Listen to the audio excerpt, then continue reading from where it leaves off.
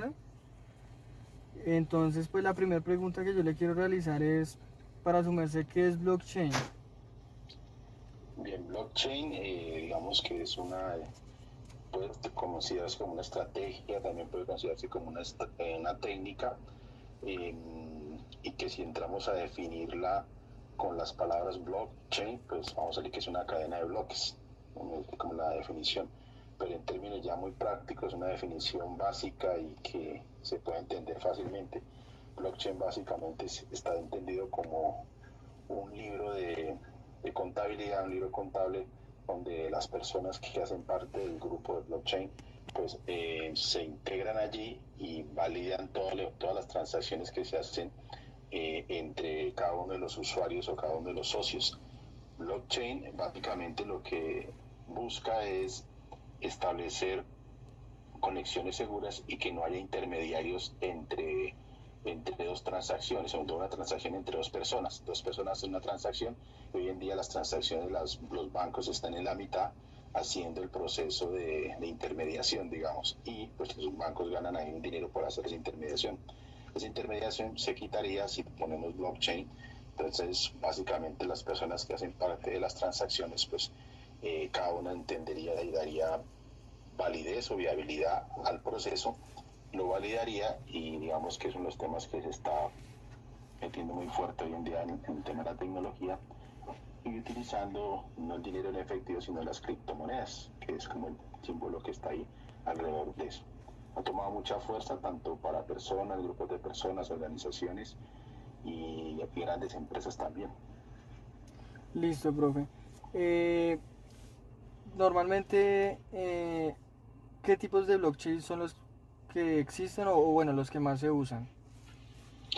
Existe un blockchain público, el blockchain privado, existe el blockchain híbrido y hay un blockchain que es el soportado como un servicio, que es el BASS, que es lo que utilizan algunas empresas para soportar ese servicio, y lo soportan empresas como Microsoft, como Amazon, como Google.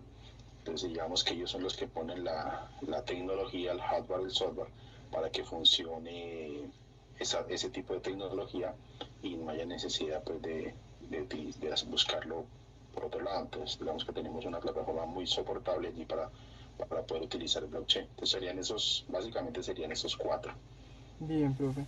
tipos de blockchain. Ahora para pasar a otro tema, la definición de inteligencia artificial. Bueno, la inteligencia artificial básicamente lo que busca es desarrollar dispositivos o también herramientas, software, también puede hablarse de eso.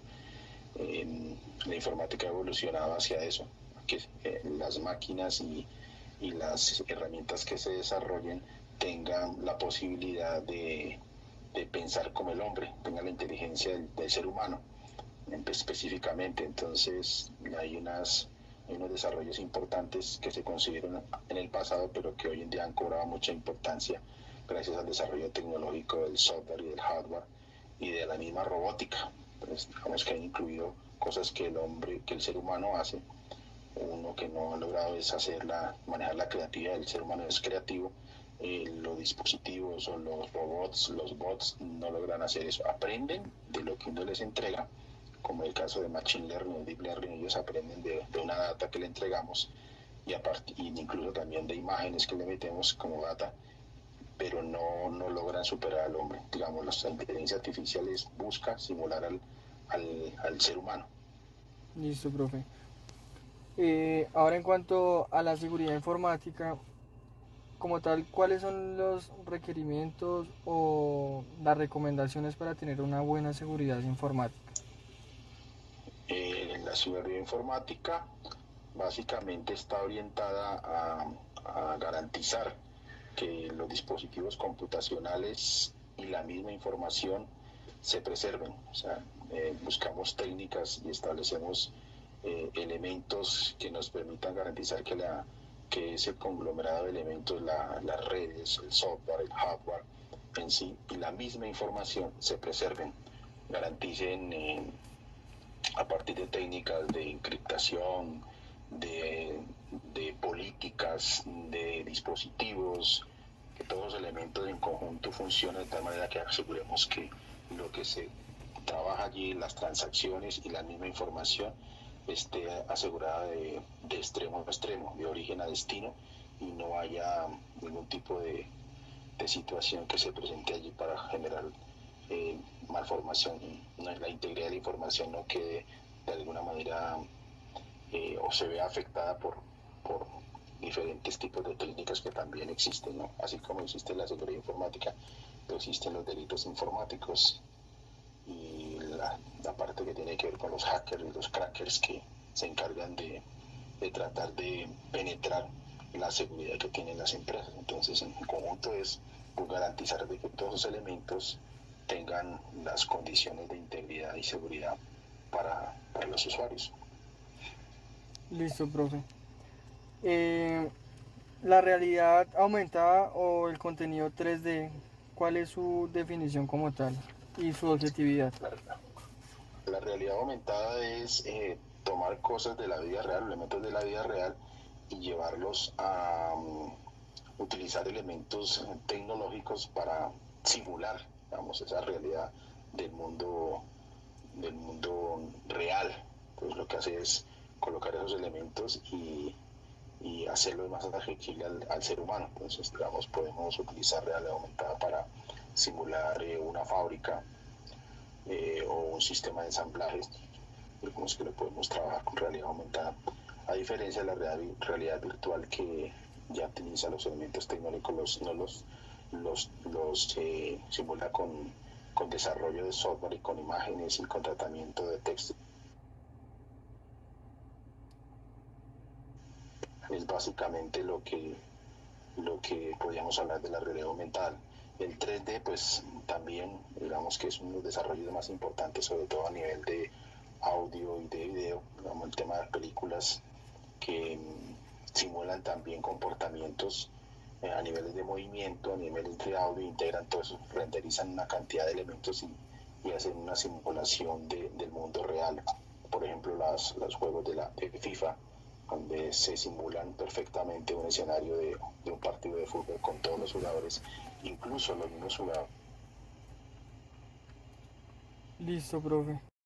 Bueno, profe, pues ya para finalizar la última pregunta, ¿cuál es el significado de la computación cuántica?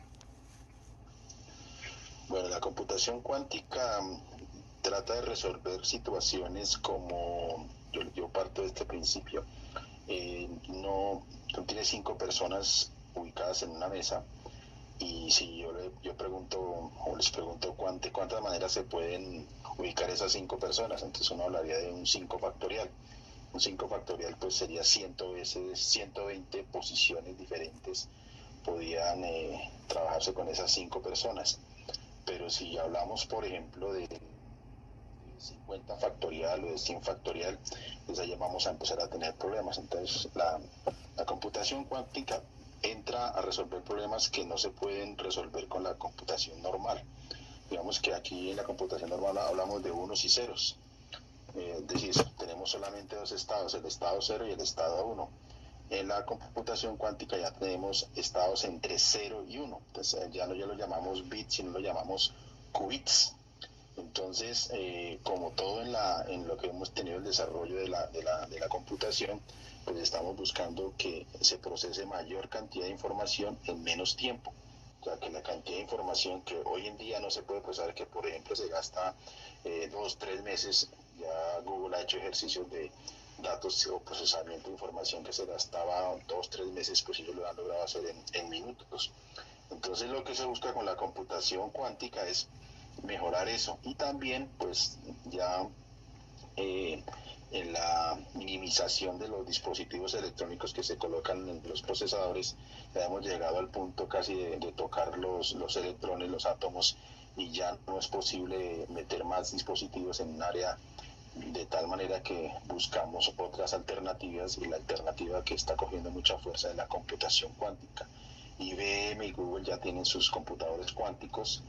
El tema es que esos equipos son muy costosos y volverlos populares pues va a tardar un poco de tiempo, pero básicamente lo que trata es La computación cuántica es buscar resolver situaciones de cómputo que antes no se podían desarrollar o que no se pueden desarrollar con los actuales equipos que tenemos en funcionamiento o en el mercado. Listo, profe. Eso era todo, profe. Esa era la entrevista que yo le quería realizar. Con Bueno, esa última pregunta finalizada, profe, le quedo muy agradecido.